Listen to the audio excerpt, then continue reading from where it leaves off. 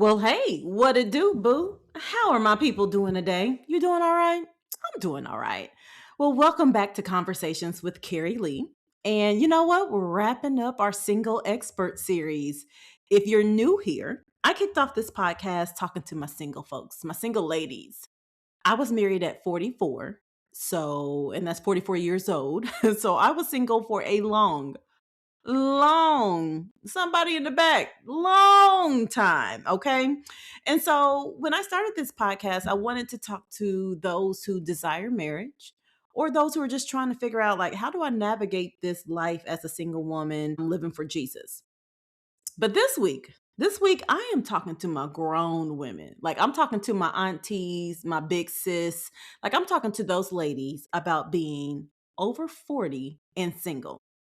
And the reason I wanted to talk to my ladies who are that 40 years and up, because, let me give you a little backstory. I was scrolling through my social media feed and there was a well known gospel artist talking about being smart in your single season and not letting men get the milk for free and not just believing anything that comes out of a man's mouth, but, looking for the fruit of his relationship with Jesus. And that's most of us do. I went straight to the comments because I was like, I know this is going to stir some people up just because of the subject matter, just because of who's saying it. Sometimes people look for any reason to get offended. But I saw quite a few women who were annoyed that a married woman was talking about being single and what to do and not to do.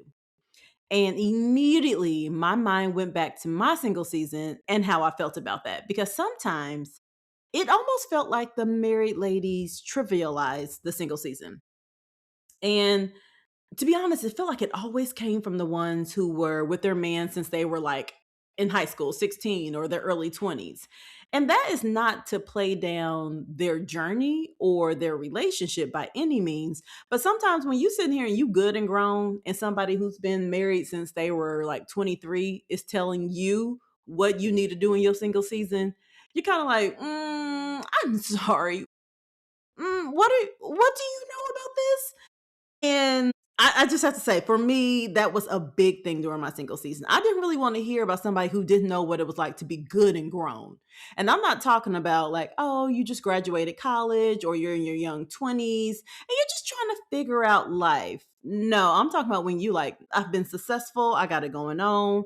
This is a desire of my heart that I'm waiting for the Lord to bring. Like, it's a very real thing. And sometimes it can feel like almost like a little tug of war with like your flesh and the spirit. Like there's layers to being over 40 and single when you desire marriage. You know what? I have to say, I never ever want to be the type of married woman who forgets what it was like being single later in life, preaching to women and telling them what I think they should do without the understanding or the sensitivity to understand, dang, this is not an easy thing. And you know what? I think sometimes as I think about the particular artist who was sharing, she was saying the right thing. What she was saying was 100% true. I don't know if it was the delivery or sometimes, and I'm not saying her, but from others, maybe it's the lack of biblical advice that bothers my other grown single women. But ultimately, we can't let somebody's tone or their background dictate the truth, because the truth is the truth. And yes, if you around here sleeping with some man and expecting him to marry you tomorrow, like, there's a great chance it could happen, but there's a great chance it won't happen. And you can't be around here frustrated and mad at God for something that you've kind of set up for yourself. I think that's just anything in life, not just singleness. So today, or as the church folks say, on today, I am talking directly to my ladies who are 40 and up and single. So I want to give you practical things that I did when I was navigating my single season as I grew older in age, but also as I grew more spiritual maturity in my walk with Christ. So first, I just want to let you know, if you're listening to this and you're like, Carrie, I am 42 or I'm 41 and I'm wondering if it's going to happen for me, and or you're like, I'm 40 and I'm 41 and I am perfectly fine with being single. I just want to let you know I see you. Regardless of what your desires are, I see you. I see you thriving. I see you learning. I see you growing. And most of all, I see you being the best version of yourself. I'm proud of you, all that you've accomplished and all that you will accomplish. because I want to acknowledge that you are doing what you need to do. You've overcome trials, you've overcome hardships, and your faith remains in the Lord, and you are holding fast to his word. Girl, go ahead, do your thing. I see you. Boo. Okay? Because I don't think people realize how much of a faith walk this can be. I remember when I was buying my homes, I've bought two homes. And sometimes it bothered me that I didn't have another decision maker in the house. Now, after being married for a little bit, I'm like, oh, I realized what a blessing that was because I got to make all the decisions. And as somebody who has a bossy tendency sometimes, that was a blessing. But anyway, this ain't about me. I realized that like sometimes you're doing it all. Like you are the handyman or you're finding a handyman. And as a woman, you got to like, okay, who is this man about to come up in my house and fix my toilet or whatever it is? You got to take extra precautions. There's just, sometimes when you come home after a long day and you're not looking to substances or unnecessary shopping to unload, you're like, okay, I would love to talk with someone about my day. And a lot of times you're talking to Jesus, child. You are just sitting there like, Lord, tell you what such and such did, as if he didn't see it all, knew it all happened. But no, you're still talking to him anyway. But I think sometimes that can cause a sense of maybe weariness or just like, oh, I won't call it loneliness per se. There may be evenings where you're like, dang, I could really go for like talking with someone of the opposite sex. Um, but I feel like sometimes you're just figuring things out on your own a lot. And again, you have the Lord, you have wisdom, and hopefully you have a wonderful church community who can also pour into you. But that church community is not sitting in your house every night as you get home from work or get home from fellowshipping or whatever it is.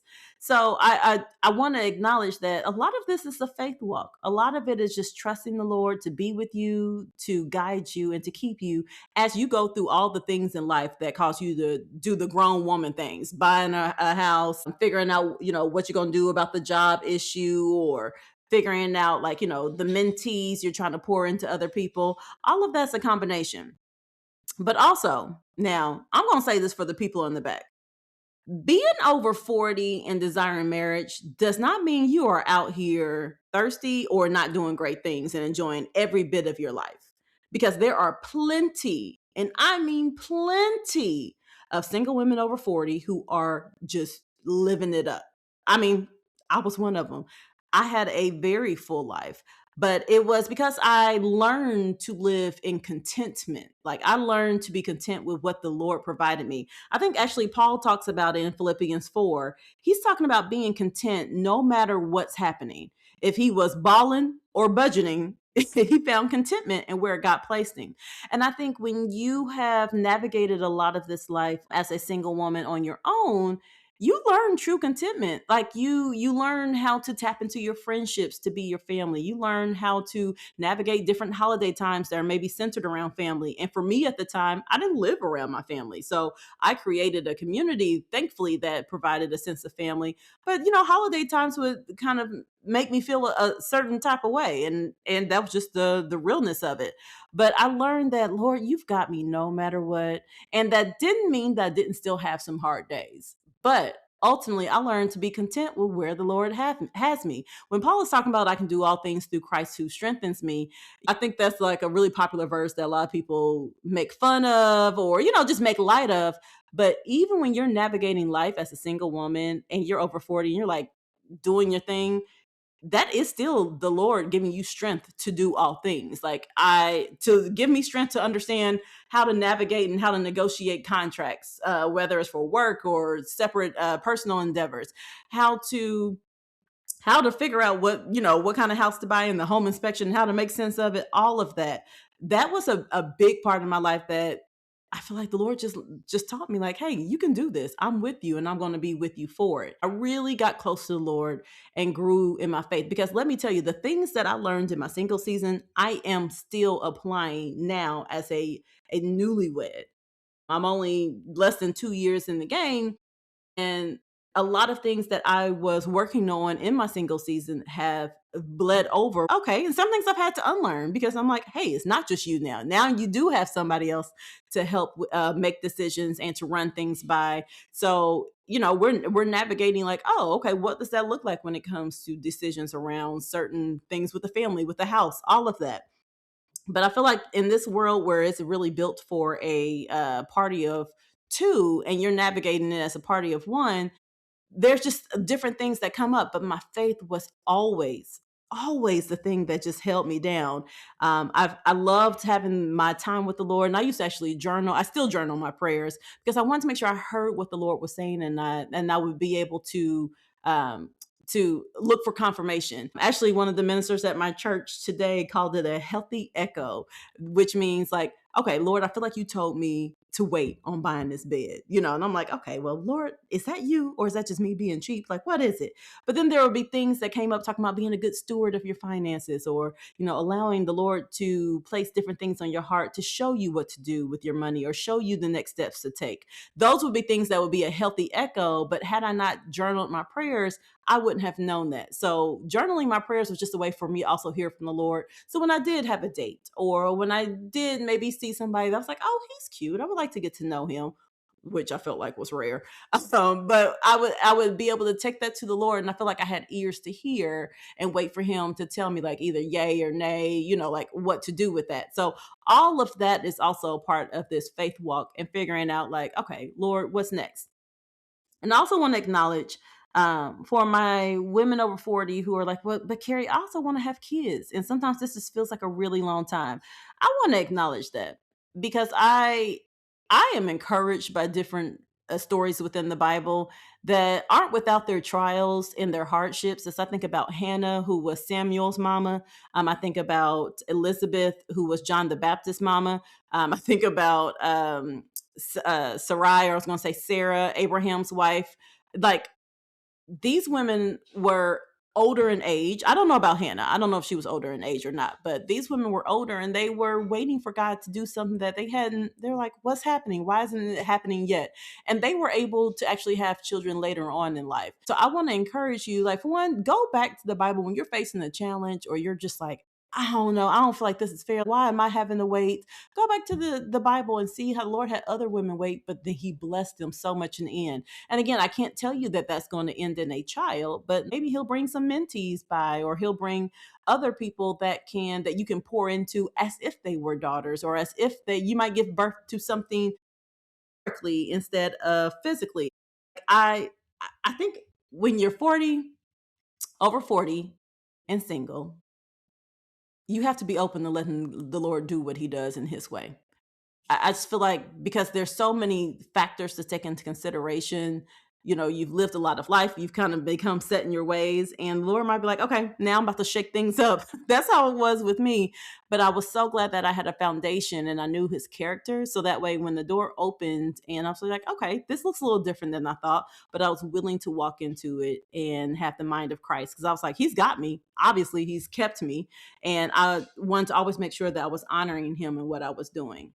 Now, also, I understand that being over 40, if you live in a more rural area, or I'll say even middle America down south, people might look at you and make a lot of assumptions just because you're not married.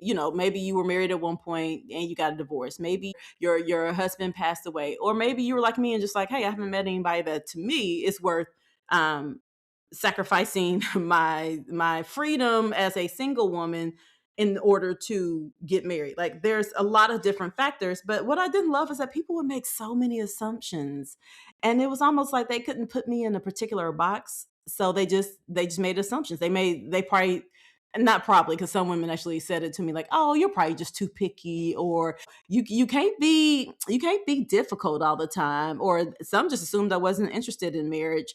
I want to also acknowledge that your reason for staying single until the right time is your reason. You don't have to explain that to anybody.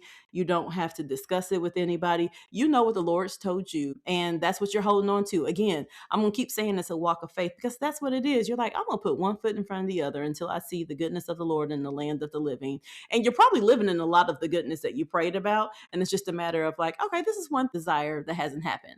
Now, for some of my other ladies, you're like, I don't desire it. I'm good. I'm doing great. And I think that's absolutely wonderful. But I'm sure there are other things that you're waiting on the Lord to do. And it's still a faith walk no matter what. You're waiting to see, like, Lord, how are you going to show up in this place? But let me also say, the Lord will do the one thing you desire. He will use that to sharpen you and bring you closer to Him. So sometimes it's just a matter of He's sharpening some things in you that are going to be necessary for this next season or wherever he wants to take you. So for me, he's working right now in me on patience. And I would see him working on that in my single season because I had a long wait. But he wanted to see like what is your heart posture while you wait. And then also he wants to make sure that we're not seeking just his hand. He wants to make sure that we're genuine about our relationship with him and that we won't throw everything that we've learned, everything that that he has taught us to the wayside just because some man walks in our life.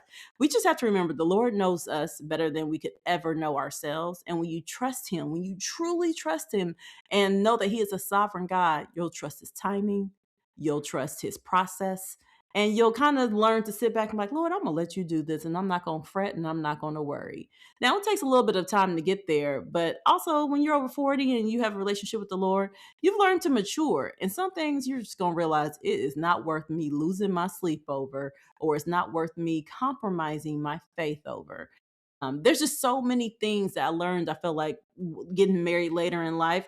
Because to be honest, child, I don't think I would have had it in me to get married as like some of these 20 something year old. Nope, nope, that couldn't be me. And I think the Lord knew that. Now, of course, I didn't know that at the time, but He knows us so much better than we know ourselves. So, again, I'm talking to my 40-year-old ladies who are 40 and up who are figuring out like, oh, okay, this is not how I saw maybe some things playing out. But I just want to encourage you, for one, let you know that this is just one part of the story. There's so much more that the Lord wants to do in you.